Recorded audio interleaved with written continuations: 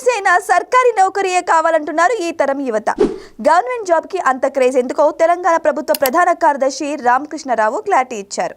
తెలంగాణలో IAS officer కంటే స్వీపర్లు, అటెండర్లకే ఎక్కువ జీతాలు ఇస్తున్నారట. 10 ఏళ్ల సర్వీసు పూర్తి చేసుకున్న కలెక్టర్ గారి జీతం 1,00,000 ఉంటే సీనియర్ స్వీపర్ శాలరీ 2 లక్షల వరకు ఉందట. ప్రతి 4-5 ఏళ్లకోసారి పే రివిజన్ కమిషన్లు ఏర్పాటు చేసి ప్రభుత్వ ఉద్యోగుల జీతాలు పెంచుతూ పోవడమే ఈ పరిస్థితికి కారణమని వివరిస్తున్నారు.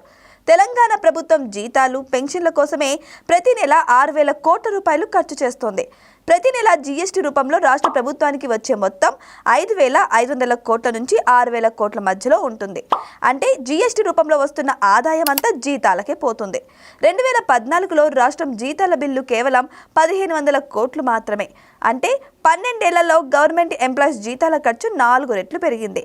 గ్రేటర్ హైదరాబాద్లో రెగ్యులర్ శానిటేషన్ వర్కర్ల సగటున 70,000 రూపాయల జీతం అందుకుంటున్నారు. ఇక 30 ఏళ్ల కంటే ఎక్కువ సర్వీస్ ఉన్న డ్రైవర్లు, శానిటేషన్ సిబ్బంది వేతనం 1,00,000 రూపాయల కంటే ఎక్కువే ఉంది. తెలంగాణలో విద్యుత్ శాఖలు అత్యధిక వేతనాలు ఇస్తున్నారు. ఈ డిపార్ట్మెంట్లో సీనియర్ ఇంజనీర్లకు 7 లక్షల వరకు జీతం వస్తుంది నెలకి. సీనియర్ మోస్ట్ ఐఏఎస్ అధికారుల కంటే విద్యుత్ ఎస్సీల శాలరీలే చాలా ఎక్కువగా ఉన్నాయి. ఇతర డిపార్ట్మెంట్లలో ఈ రేంజ్ వేతనాలు లేవు. కానీ భారీ జీతాలతో పాటు ఒక్కసారి జాబ్ వస్తే తీసేసే అవకాశమే లేకపోవడంతో పీజీలు, పీహెచ్డీలు చేసిన ఉన్నత విద్యావంతులు కూడా అటెండర్, ప్యూన్ వంటి పోస్టుల కోసం పోటీ పడుతున్నారు.